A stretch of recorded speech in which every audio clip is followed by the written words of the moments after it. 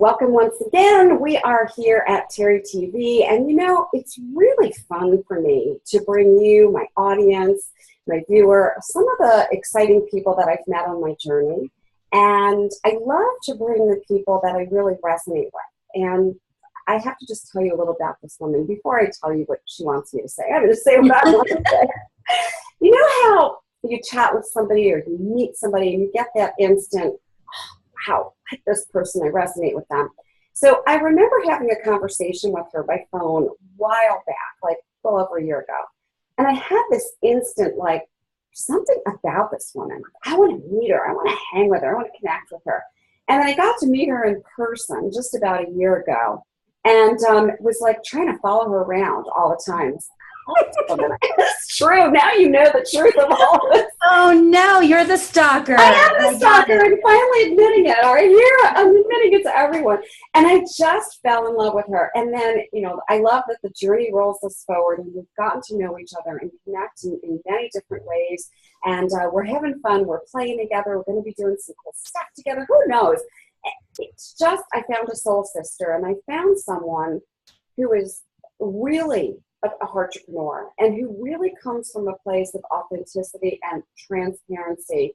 And like me, which you may find hard to believe, is introverted. Yes, I truly am an introvert, and I know that seems strange. I have literally learned to have extroverted behavior. So in any case, let me tell you about my friend, Dr. Barbra Portzline. And I just have to tell you, she's president of a company called Organizational Rebel. Don't you love that? I mean, I just dig that right away. She's the founder of Organizational Rebel Life, which is an online community. And my experience of her is that she's incredibly intuitive. She calls herself an organizational intuitive. And she's called to help people to really find an efficient path to improving people, processes, practices, promotions, productivity, and profit. Some of my favorite words. Welcome! So glad to have you. I am super excited to be here, and I must tell you, I had the same connection the first second that I met you. I always kid around, and I'm like, you're my girl crush. Like, literally, you're my girl crush. So we're just honest and transparent, and here we are showing up. So before we dig into some of the depth, tell us about how you got started and why you're doing what you do. And I'm so curious, how'd you even come up with Organizational Rebel? Because I love that. Okay, so let me start there. I think that's a really good place. Where I grew up on the East Coast. I grew up with a family that the path I was supposed to go on was high school, college, get a job, get that gold watch, retire, and die. And that was pretty much it. So I would talk to my family and they would complain about work. I talked to my friends, they complain about work. And it really wasn't until years later that I actually met people that had passion over what they did. And so it was a very long story, but I moved from New York to New Mexico with 2 suitcases, $3,000, and showed up and met these people that were really happy and aligned with what they did. And I went back to school, started capturing some of the strategies of what those folks did, who those organizational rebels were, the people that really could maintain integrity and be happy when everyone else was complaining. And that's kind of how I started the company and got there. I love that. It's funny, I never asked you that, and it's so interesting. It's so fascinating. So, we're both like East Coast gals. I was transported to the Midwest for a while. I'm now back at the East Coast part of the time when I'm not in Mexico. And we're both very introverted. So would you share anything about that? Because I'm sure some of our audience members are introverts as well. And sometimes people wonder, how are we even doing what we're doing right now? It's so interesting. It took me a really long time. I remember years ago, I would just turn red. I'd feel like I was going to throw up every time I went in front of people or was asked to speak or do anything. And I really made a decision, and I know it sounds kind of simple, but I literally made a decision on how I wanted to show up in the world. And I know that feeling where you're just so insecure and full of anxiety. And I also know that feeling where you can flip that switch and just say, I'm going to rock it today. Like I am literally going to get up and just rock everything I do. And my energy is going to attract folks. And that's what I do every single day, even to this day. I love it. I love it. We've had conversations about things that have to do with self-esteem and self-worth. So talk to me a little bit about your belief in self-worth. As you know, folks are watching who are business owners at all different levels. Maybe they want to start a business, maybe they already did, maybe they're successful, maybe they're in a lull. What does their self-worth have to do with how their business is going? I really believe that our self-worth directly impacts our net worth. So if you at the core do not feel like you're good enough, or you're questioning everything you do, or you can't clearly communicate your value, it's really going to impact the money that you make and how you run your business. There are so many people that I work with that come to me and they say, oh, well, these are my programs and packages. And they're really hesitant about it. And I have to stop them and just say, what's really going on here? Do you believe at the core that you're worth paying for? Because if you don't believe it, it's going to be so hard to communicate that to other folks. I see it all the time. I love that. And I think there is an equation between your self-worth and your net worth. And I think a lot of people don't talk about that. One of my favorite words, you've heard me say this a lot, is value, value, value. I always say if you aren't making enough money, if you don't have enough prospects, if you don't have enough clients, you're not creating enough value in the world. So how do people go about, you mentioned communicating value, how do they communicate their value? How do they share their value? What tips do you have? I think a lot of times we look at what are people searching for on Google. I'm a health coach. My clients are going to put in search for health coach. And that's where they stop. They don't think about, okay, so what are those underlying things that really connect with your audience? What are those pain points that people have? Like, I don't think I'm going to make it to be there for my kids, or I feel so unhealthy I can't get up the steps. So I really talk to folks about figuring out what are those things that you really help. What are those results? And I know you're hugely results based. What are those results that you get for your clients? And then connect with them on that level, not just, hey, I'm a health coach, here's my products. I totally agree with you. It's so interesting. I had a phone call this morning from someone who wanted to invite me to something that sounded fascinating, couldn't give me the result of me going. It's like, well, it sounds interesting. I might want to go. And if I go, what's going to happen? And she was telling me the features of what was going to happen. And I was looking for the outcome, the result, the benefit. So I think sometimes people do have difficulty communicating their value. How can they get at that? Well, what I have folks do is I really have them write out and their organizational story. Like, where do they want to be in 6 months from now? What does their business look like? How are they structuring their day? Who are they working with? What are they doing for those folks? And once they are really, really clear on that, then we take that apart and we look at, okay, so when you say, what are you doing for those folks? It's the same thing. We go back. Are you doing these activities, or are you providing real value? What is the outcome that you're going to provide for these folks? And I work with them on owning it, because it's one thing to say, yeah, I change people's lives, but it's another to, again, wake up in the morning and say, I change people's lives. Like, I rock this every day. So it is about knowing what you do and then really at the core, removing those limiting beliefs around that you don't and owning it. I love it. And I can hear the power when you're like, I rock this. Like, I got it. I feel it. It's awesome. I talk a lot about Jim Collins' concept, BHAG, big, hairy, audacious goal, right? And I really want people always to be thinking big and dreaming big. I look at my own life. 40 years ago, I had a dream that I would be living on the beach.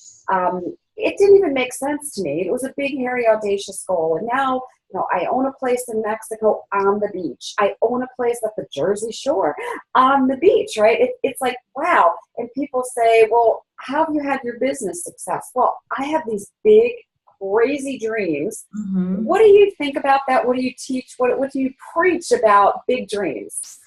I think it is so critical to ignore your logical mind and let yourself dream big. So many of us have those messages in our head, even if no one's saying them right now, like you're not going to have your book on Oprah's book list, or why you, or you don't deserve this, or whatever it is. And I really tell people, ignore your logical mind. And when you're writing out that organizational story, give yourself permission to dream big. And it really is about giving yourself permission, because so often we're telling ourselves all the things we can't do. So it's so critical, because if you don't know what that dream is, you're never going to get there. It's hard to make a path to get to your dream if you're like, oh, I just want to make money. That's great, but that's not enough. It's such an important point. It's so interesting. As I was journaling years and years ago, I never thought about the money side. It really didn't. I thought about, I want to talk to people all over the world. I want to help transform people's lives all over the world. And 40 years ago, it was crazy for me to say what I said in my journal, which is, I'm going to be talking to people all over the world from my home. Now, that was just a ridiculous statement back then, right? And, lo and behold, 20-something years ago, I end up doing this as a career with the new technology, able to influence and assist people everywhere in the world, literally through Skype and through other means. It's almost miraculous. I really agree with what you said, and I want to preach it a little. When you focus on money as the outcome, you get yourself in a place where you can be desperate, and you can be so focused on lack and outcomes, and you can be sometimes working with the wrong people. You can be offering your products and services to the wrong people. When you focus on value, results, this crazy big dream, oh my goodness, having fun, rocking it, that's where the magic happens. That's where all the magic happens. What would you say to anyone who's listening who sometimes has had a little inner voice that has said, don't do this or do this, and it's kind of like, well, that's a weird thing. I want to tap into that because I know little secrets about you. So what about that little voice in there? Well, I've had that little voice. I still have that little voice occasionally. And it really is like the amount of limiting beliefs we have. Sometimes we're not even aware of them. I have one that you have to work more to be more successful. And so that was ingrained in me forever. And when I was a teenager, all teenagers like to sleep. Well, most of them like to sleep till like 10 or something like that. My parents would wake me up at 7 o'clock in the morning so I wouldn't waste the day. So I went through the majority of my life literally getting up at not 7, but 4 o'clock in the morning, because I don't want to waste the day, because I have to work more to be more successful. And it still takes a lot of energy for me to say, no, actually, I just need to do things simpler. I don't need to work a million hours. And I really justified my own value with how busy I was. And even now, it's interesting because people will still tell me, like, they assume I'm busy. And I make a point to say, no, I'm actually very intentional with my time and my schedule. I am the sole provider for my family. I need to make a decision. Is this something, do you have something for me? Do you want something from me? Or do you just want to shoot the breeze? And then I schedule accordingly. So it really is about being intentional and not being busy for me. But that's something that's so hard for many, many years for me to really get out of my head. I love that you shared that, and I love the phrase being intentional. I was talking to somebody recently, and she said, oh my gosh, I don't know how you do all the things you do. And to me, it doesn't seem like I do that many things, because I do what I love what I do, and I say no to everything else. And I didn't think about that word intentional. If I show up to do something, I don't care if it's personal or professional, I realize I have very important choices in life, and time is my most precious commodity, because if I give somebody 5 minutes, that's 5 minutes I never get back, that I could have had with my family, that I could have had with myself, that I could have had with my community. Those 5 minutes they're literally, the priceless terminology, right? They really are. And I love that. So I just say to our audience, our viewers, be intentional. Look at everything that you do. Look at what you're doing in your business. Look at the relationships you have. Look at your life. look at your prospects, look at your client family members, and be intentional, and also be intentional in the decisions that you're making, And So, I always say it takes intention and action to make magic in your business. So you can have all the intention in the world. I'm going to be super successful. I'm going to do all this. And you're not going to get there. Just sitting there, like visualizing it forever, you're not going to make it. And then you can have all the action in the world also. But if it's not intentional, it's like how you say spaghetti marketing, I say throwing spaghetti against the wall, and you're not going to get anywhere. So you really need both. And I think a lot of times, when we're ready to step into our power, there are so many shiny objects that distract us from our path. So it really is about taking a step back and seeing, does this resonate with me? Is this aligned to my vision? Is this going to push my business forward? And if not, say no. I love the word no. It's a full sentence. No. Yes. That's it. You don't have to explain it. Really enjoy what you said about being intentional and taking action. And, it's interesting. A lot of people talk about law of attraction. Right. And that's part of the intention. However, we could sit here all day and say, okay, we're gonna really create value and do a TV show, and then never take any action, and therefore we never help anybody through our TV show, right? Yes. So intention plus action. I love that. And I really think that will make a difference for people in their business and in their personal lives, because we can procrastinate all over the place. We truly can. Oh, yeah. So what would you say to someone who is, let's take two different cases. Let's take somebody who's going to start a business. They're deciding that, this is the time I want to start a business. What would you say are some of the first things they should think about or be focused on? The first thing would be, for me, is I always say, same thing, write out your organizational story. What do you really want? How do you want to spend your time? What does it look like? Not what will people pay for? And that's a big switch, because I meet a lot of folks that are thinking, oh, I'm going to quit my day job. I want to start a business, but I'm not sure what I should charge or how I market it. And sometimes you have to slow down and just say, okay, what do you really, really want to do? And ensure that it's in alignment with your sole purpose. Is it something that is really one of those things that you can get up every day and just have tons of passion around and make into a sustainable business? But I feel like people go right to the website. Oh, I need a website, or I need to know how much to charge. And it's like, wait, what do you really want to do? I love that. It is interesting. People get really caught up in these actions that aren't productive. Like, I need a website, I need business cards. I'm like, business cards don't get you business. And right. I saw this the other day in a Facebook group that I'm in. This woman posted, I can't open the doors to my business until I have a logo. I said, really? Do you think when you have a logo, it's like build it and then they'll come? People don't care about your logo, and that's not something I would spend time or money on. So we're very aligned in that. Now, Absolutely. Let's take a different kind of client. Mm-hmm. Let's take a viewer who's already had some success. Let's say they've been able to get to the $100,000 mark or close to it, but they just can't bump it up. What advice do you have for them? It's similar. I'd have them write out what do they really want to do, all of those pieces, because a lot of times I feel like people are not in alignment with what they're doing. If you talk to those people where they say one thing, but you're just looking at them like, what are you saying? Like, this I don't even feel it from you. It doesn't make sense. There's something off. And I think a lot of times if you are not really invested and have passion in what you do, and you're able to communicate the value and you're providing results, there's something off. So I would, again, have them start from square zero. Where do you want to be? And then I would tell them to write out their junk story, their crap story, as I like to say, which is why they're not there yet. What are those limiting beliefs? What are those messages in their head that are preventing them from breaking through the $100,000 mark.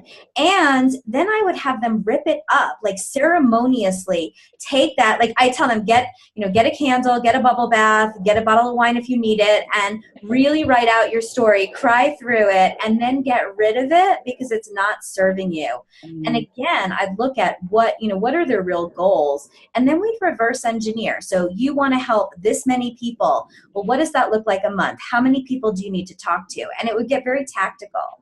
But I think a lot of times people are in their own way. They don't see any other options. Yeah, I do think that people get in their own way. This is the reason I have coaches, consultants, and mentors in my life. And I know sometimes people are surprised by that. Like, oh, you have a marketing coach or a business coach? Why?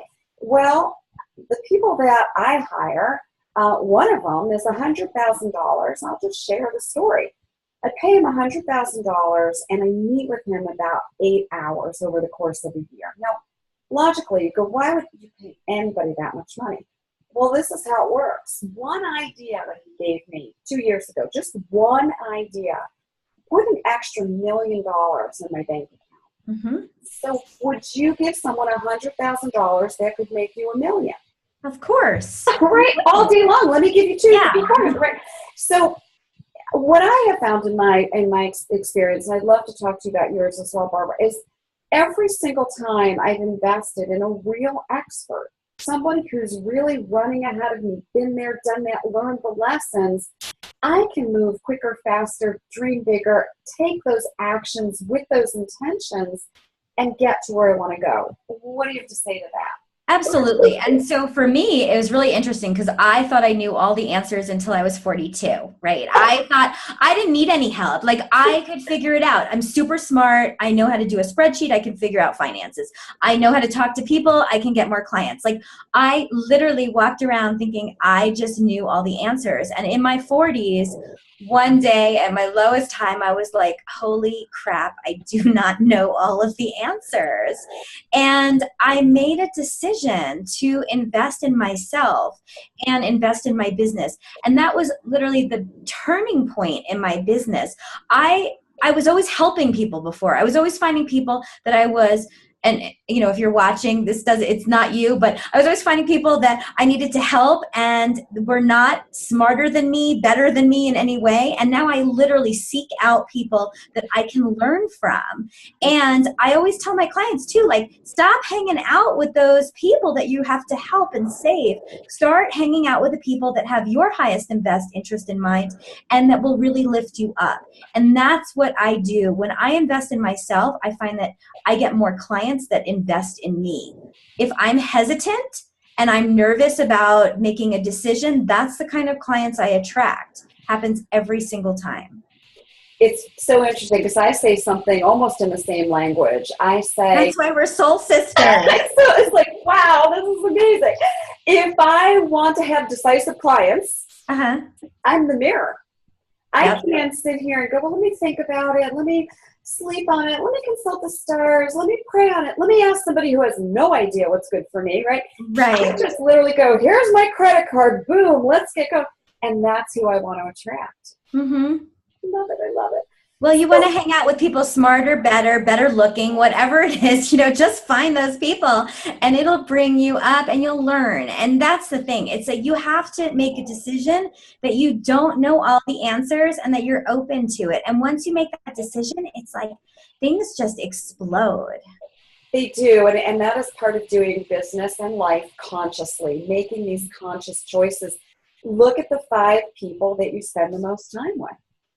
That's going to determine your income, your attitude. It actually even determines a great book I was reading, and I can't remember the author, or I'd share it, but one of the chapters in the book, she said she actually believes this if you're trying to improve your body image or your weight or whatever. If you hang out with people that are health conscious, that eat real healthy, that work out, chances are, even if you don't do it now, over time you will. If you hang out with people that are, foodies and blah, blah, blah, you're going to be caught up in that. And I think there's truth in that. I agree 100%. Because me and my family, as soon as I start gaining weight, my husband gains weight just with me. For I some reason, got it it. happens all the time. It's interesting. My husband he's a big man. He was a football player, so he's very large.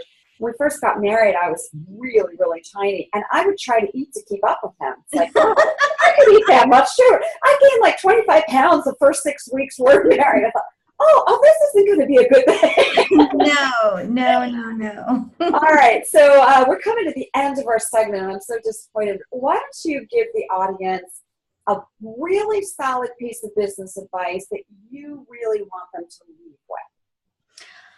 The thing that I said earlier is really that to make magic in your business, it takes intention and action. You can have all the intention in the world, but if you're not going to do anything with it, it's just going to fizz out. And the same thing, if you take tons of action and it's like throwing spaghetti against the wall and it's not aligned to your core purpose and what you really are put on this earth to do, then again, the same thing, magic will not happen. So you really need both, and it's okay to say no. As you said, Terry, no is a full sentence. I love it. I can't thank you enough for being here on so many levels. I just adore who you are. We have so many things that are just vibrating and oscillating at the same level. I totally love it. And I'm just so excited that you came and you gave some of your valuable time intentionally for the audience. Thank you so much for being a guest here at Terry TV. Thank you.